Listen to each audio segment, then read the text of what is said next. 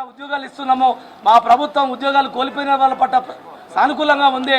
రేపు కూడా ఈ ఉద్యోగ భద్రత సర్కులర్ మీద కూడా మేము సానుకూలంగా సర్కులర్ విడుదల చేస్తామని కూడా వాళ్ళు చెప్పడం జరిగింది.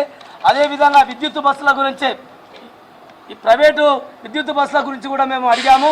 దాని గురించి మా యొక్క విజ్ఞప్తులను వాళ్ళు అర్థం చేసుకొని రాష్ట్ర ప్రభుత్వమే నేరుగా కేంద్ర ప్రభుత్వానికి ఒక రికమెండేషన్ రాసింది. నోటిఫైలు తయారు చేసి కేంద్ర ప్రభుత్వానికి రాష్ట్ర ప్రభుత్వం ద్వారా పంపడం జరిగింది. ఆ బస్సులను రాష్ట్ర ప్రభుత్వమే నేరుగా కొని ఆర్టీసీలకు ఇచ్చే విధంగా వీళ్ళే నోటిఫైలు తయారు చేయడం జరిగింది. కేంద్రం నుంచే డైరెక్ట్గా ఆర్టీసీలకు ఇప్పించే ప్రయత్నంగా ఈ ప్రభుత్వం నిర్ణయం తీసుకున్నందుకు మరి ఆ విధంగా చేసినందుకు వారికి మా యొక్క కృతజ్ఞత తెలియజేస్తున్నాం. అదేవిధంగా కారుణ్య నియామకాల గురించి కూడా వాళ్ళు సానుకూలంగా స్పందించారు. ఇప్పుడు రాష్ట్ర ప్రభుత్వంలో అదే విధంగా ఉంది, రెగ్యులర్ విధంగా, తర్వాత ఎలక్ట్రిసిటీలో అదే ఉంది, సింగరేణిలో ఉంది. కాబట్టి మాకు కూడా ఆర్టీసీలో అదే విధంగా కారుణ్య నియామకాలను రెగ్యులర్ ప్రాతిపదికన ఇవ్వమని చెప్పేసి అడిగాము. దాన్ని కూడా మరి వాళ్ళు ఓకే అని చెప్పడం జరిగింది. అదేవిధంగా రిటైర్డ్ ఉద్యోగులకు సంబంధించినటువంటి బకాయిలన్నింటిని కూడా వాళ్ళు ఇస్తామని చెప్పారు. 2021, 2025 వేతన సవరణ గురించి కూడా వారు కూడా సానుకూలంగా స్పందించి ఖచ్చితంగా మా ప్రభుత్వము ముఖ్యమంత్రి దృష్టికి తీసుకుపోయి మాట్లాడి వెంటనే మరికొద్ది రోజులలో మీ అంశాలన్నిటినీ మేము సానుకూలంగా స్పందించి ముందు పోతామని చెప్పింది. అదేవిధంగా 2017లో రిటైర్మెంట్ అయినటువంటి ఉద్యోగులకు అందరికీ కూడా పోయిన వేతన సవరణ 21% ఏదైతే అమలైందో రెగ్యులర్ ఉద్యోగులకు సర్వీస్లో ఉన్న వాళ్ళకు కూడా వెంటనే ఫిక్సేషన్ చేసి అమలు చేయాలని చెప్పేసి అలవెన్స్లను కూడా ఇవ్వాలని చెప్పేసి కూడా వారు చెప్పడం జరిగింది. అదేవిధంగా MTW యాక్ట్ ప్రకారంగా కూడా ఆ చట్టాలను మొత్తం ఆర్టీసీలో అమలు చేస్తామని చెప్పారు. అన్నిటికంటే ప్రధానమైనది 2019 సమ్మెకాలపు పోలీస్ కేసులు కార్మికుల మీద మోపినవి కూడా ఎత్తివేయమని చెప్పాము. దాని మీద కూడా వాళ్ళు సానుకూలంగా స్పందించడం జరిగింది. అదేవిధంగా ఆర్టీసీ ఉద్యోగులను ప్రభుత్వంలో విలీనం సంబంధించి ప్రధాన డిమాండ్ పట్ల కూడా మేము చాలా సేపటి దాకా వారితో చర్చించడం జరిగింది. దానికి ఏమేమి కావాలి, ఎట్లా చేస్తే ఏమవుతుంది, మరి ఆందోళన ఎట్లా జరిగింది, వాటన్నిటి మీద సుదీర్ఘంగా మరి మంత్రి గారికి తర్వాత సంబంధిత ఎమ్మెల్యేల గారి దృష్టికి మేము సుదీర్ఘంగా వారి గురించి వివరించడం జరిగింది. దాన్ని కూడా వాళ్ళు సహృదయతో అర్థం చేసుకొని ఈ అంశం పట్ల మేము సుముఖంగా ఉన్నాము. ఖచ్చితంగా మా ప్రభుత్వము ఇచ్చిన హామీలన్నిటినీ అమలు చేసుకుంటూ పోతుంది. ఇప్పటి వరకు మేము కార్మిక వ్యతిరేక చర్యలకు ఎక్కడ కూడా మా ప్రభుత్వం పోదు, ఇంకా ముందు కూడా పోదని కూడా మాకు రవాణా శాఖ మంత్రి గారు స్పష్టంగా మాకు హామీ ఇవ్వటం వలన మాకున్నటువంటి ఎమ్మెల్యేలు కూడా అక్కడ మధ్యవర్తి వహించి వాళ్ళు కూడా మేము కూడా మీ సమస్యల పట్ల రేపు అమలు చేయనట్లయితే మేము కూడా గట్టిగా మీ వెనుక మేము ఉండి కొట్లాడతామని చెప్పేసి వాళ్ళు చెప్పడం జరిగింది.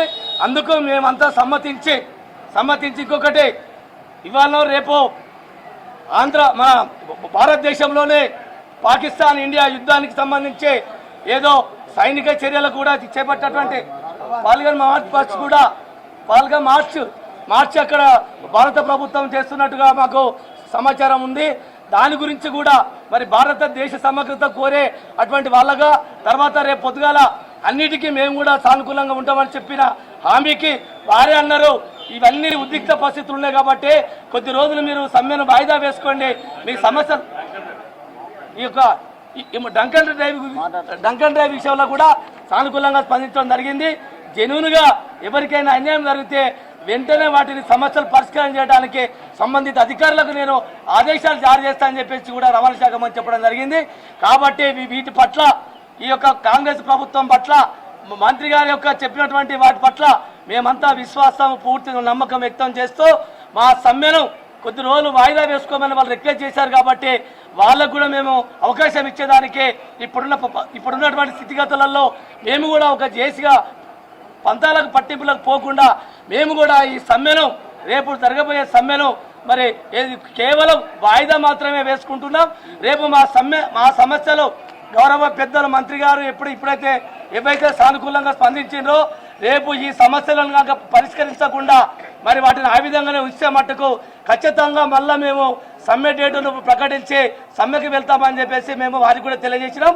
ఇది కేవలము తాత్కాలికంగా వాయిదా వేసుకోవడం మాత్రమే అని మీ అందరికీ మీడియా మీద తెలియజేస్తున్నాం. ఇప్పుడు మన కో చైర్మన్ హనుమంత్ గారు ఈరోజు గౌరవ రవాణా శాఖ మంత్రి ఆధ్వర్యంలో ఒక చర్చలు జరగడం జరిగినది.